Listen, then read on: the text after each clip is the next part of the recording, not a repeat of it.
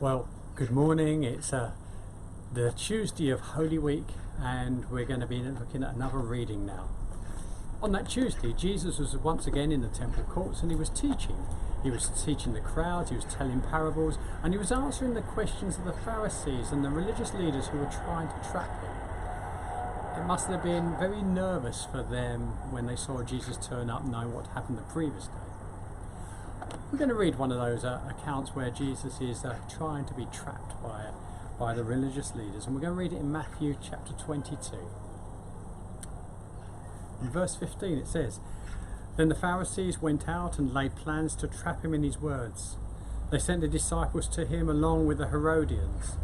'Teacher,' they said, 'we know you are a man of integrity, and that you teach the way of God in accordance with the truth. You aren't swayed by men because you pay no attention to who they are. Tell us then,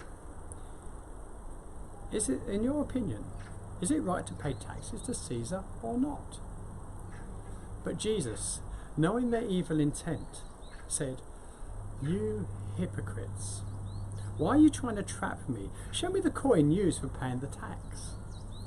They brought him a denarius, and he asked them, 'Whose portrait is this, and whose inscription is on it?' 'Caesar's,' they replied. Then he said to them, 'Give to Caesar what is Caesar's, and to God what is God's.' When they heard this, they were amazed. So they left him and went away." We saw yesterday the controversy over the Roman coinage at that time. There was even more controversy over the taxes.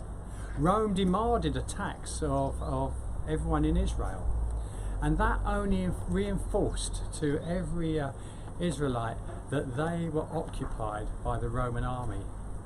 Not only that, is they had to give up coins which had the Roman emperor's head on it and the inscription that's saying that he was a son of God.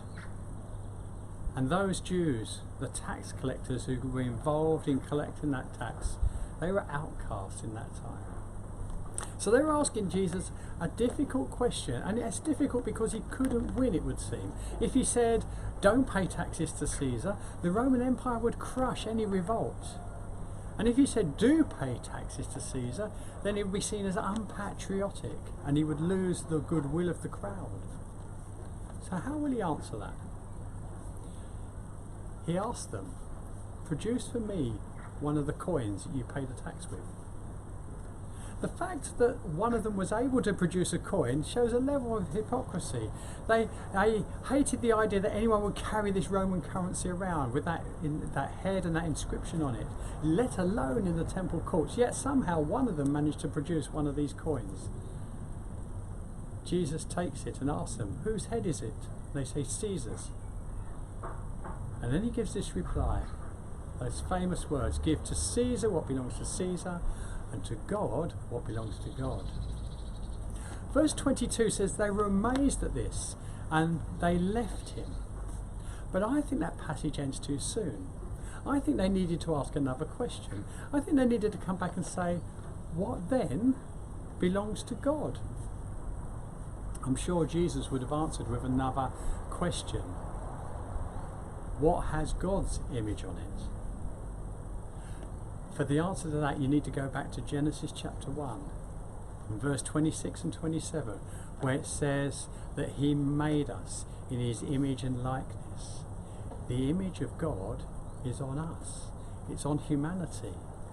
Every single person has God's image on us, and it means we belong to him. Don't give yourself to anyone else except to the Lord. C.S. Lewis, in his book The Weight of Glory, says there are no ordinary people. There is no such thing as a mere mortal. Everyone you've ever met has God's image imprinted upon them, and they belong to him. Even the tax collectors. That's what makes us valuable. That's why we're worth dying for. Let's think upon that this day.